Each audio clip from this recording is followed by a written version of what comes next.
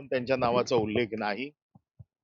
माझा जो काय राग किंवा जो काय निषेध व्यक्त करायचा होता, तो ज्यांनी भगतसिंग कोश्यारीची भगतसिंग कोश्यारींनी जी महाराजांची निंदानालस्ती केली, राहुल कोरटकरने जे महाराजांबद्दल वक्तव्य केलं, बाबासाहेब आंबेडकरांबद्दल ज्यांनी ज्यांनी निंदाजनक वक्तव्य केली, अशा वेळेला ज्यांनी तो स्टुडिओ तोडला, अशा कार्यकर्त्यांच्या बद्दल माझं वक्तव्य होतं. आणि हे कार्यकर्ते या सभागृहाचे सदस्य नाहीत. त्यामुळे माझ्या ट्विटचा किंवा माझ्या ज्या प्रतिक्रिया होत्या किंवा जी माझा जो निषेध होता, हा निषेध हा ज्यांनी स्टुडिओ तोडला त्यांच्याबद्दलचा होता. हा एकनाथ शिंदेबद्दल किंवा उपमुख्यमंत्र्यांबद्दल नव्हता, अशा प्रकारचं त्यांनी ठामपणे आपल्या साक्षीमध्ये सांगितलेलं आहे. आजची कारवाई जी आहे ती पूर्ण झाली, या केसची कारवाई पूर्ण झाली की याच्या पुढेही नाही, याच्या पुढेही कारवाई सुरू राहील. आजची त्यांची साक्ष पूर्ण झालेली आहे. अशी माहिती मिळते की त्यांना माफी मागायला सांगण्यात आली होती आणि हा एक प्रक्रियेतला भाग असतो की तुम्ही दिलगिरी व्यक्त करता का. त्यांनी स्पष्ट सांगितलं की मी कुठलंही चुकीचं काम केलेलं नाही. मी सभागृहातल्या कुठल्याही सदस्याचा किंवा उपमुख्यमंत्र्यांचा अवमान केलेला नाही.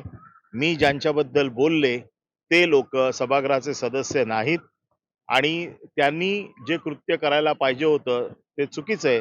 याबद्दल मी माझं मत आजही ठाम आहे आणि त्यामुळे मी सभागृहाच्या कुठल्याही सदस्याचा किंवा सभागृहाचा अपमान केला नाही. त्यामुळे मी माफी मागणार नाही. पुढे तारीख काही देण्यात आली आहे? नाही, आता ही कार्यालयीन प्रक्रिया असते, त्या कार्यालयीन प्रक्रियेप्रमाणे पुढचे प्रकरण जाईल. पंतप्रधान घटना घडली आपल्या रिसॉर्ट संदर्भात ती आपल्याला क्लीन चिट देखील देण्यात आली. मुळात मला क्लीन चिट दिलेली नाही. क्लीन चिट ही सरकार देते. माझ्यावर जे गुन्हे दाखल झाले होते, या गुन्ह्यांच्या बाबतीमध्ये माझी निर्दोष सुटका झालेली आहे आणि ही सुटका जे काही मीडियामधनं येते पुराव्या अभावी झाली असं देखील नाही. माझी पूर्ण ट्रायल चालली. 28 साक्षीदार या सगळ्या प्रकरणात आले, परंतु त्यांनी जे काही गुन्हे नोंद केले होते त्याच्यासाठी लागणारे पुरावे हे त्यांच्याकडे काहीच नव्हते. कारण ते मी पहिल्या दिवसापासून सांगत होतो. आपल्याला आठवत असेल तर बघा, मी पहिल्याच दिवशी ज्या वेळेला वाझेंनी माझ्यावर आरोप केले होते, त्यावेळेला मी माझ्या मुलीची आणि बाळासाहेबांची शपथ घेऊन मी हे सांगितलं होतं की मी कुठलंही खोटं काम केलेलं नाही आणि कुठल्याही प्रक्रियेला सामोरं जायला मी तयार आहे. त्याप्रमाणे जेवढ्या चौकशा एजन्सीज आहेत त्यांच्यासमोर मी गेलो, कोर्टात मी गेलो आणि मी कोर्टातनं माझं निर्दोषत्व सिद्ध केलेलं आहे. मला सरकारने क्लीन चिट दिलेली नाही. माझी पूर्ण ट्रायल चालली. 28 साक्षीदार त्याच्यामध्ये आले. 28 साक्षीदारामधला एकही साक्षीदार माझ्या विरोधातला आरोप सिद्ध करू शकला नाही आणि म्हणून कोर्टाने मला निर्दोष सोडलेलं आहे.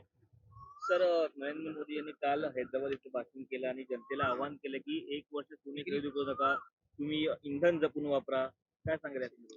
म्हणजे थोडक्यात राष्ट्रावरती संकट आहे, आपत्कालीन परिस्थिती आहे आणि अशा आपत्कालीन परिस्थितीमध्ये आपण कसं करावं काम, म्हणजे थोडक्यात त्यांनी कोरोनाची भूमिका मांडली.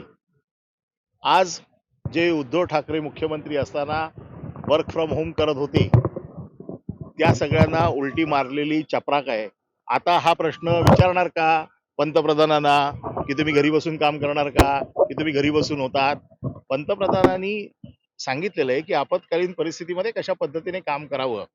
जे उद्धव ठाकरे साहेबांनी त्यावेळेला करोनासारखं संकट असताना घरून फेसबुक केलं. आज काय पंतप्रधानांनी सांगितलंय की व्हिडिओ कॉन्फरन्सिंगवर काम करा, घरून काम करा. आता पंतप्रधानांना हे खोटे ठरवणार आहेत का. जे आज टीकाकार टीका करत होते उद्धव ठाकरेंवरती, त्यांनी हा प्रश्न पंतप्रधानांना विचारावा की तुम्ही घरून काम कशाला करताय म्हणून या मैदानात. हे त्यांना मारलेली सणसणीत चपराक आहे. पेट्रोल डिझेल देखील जपून वापरा असं त्यांनी सांगितलं आहे. मी एकूण आपत्कालीन परिस्थितीच्या बाबतीत बोललेलो आहे.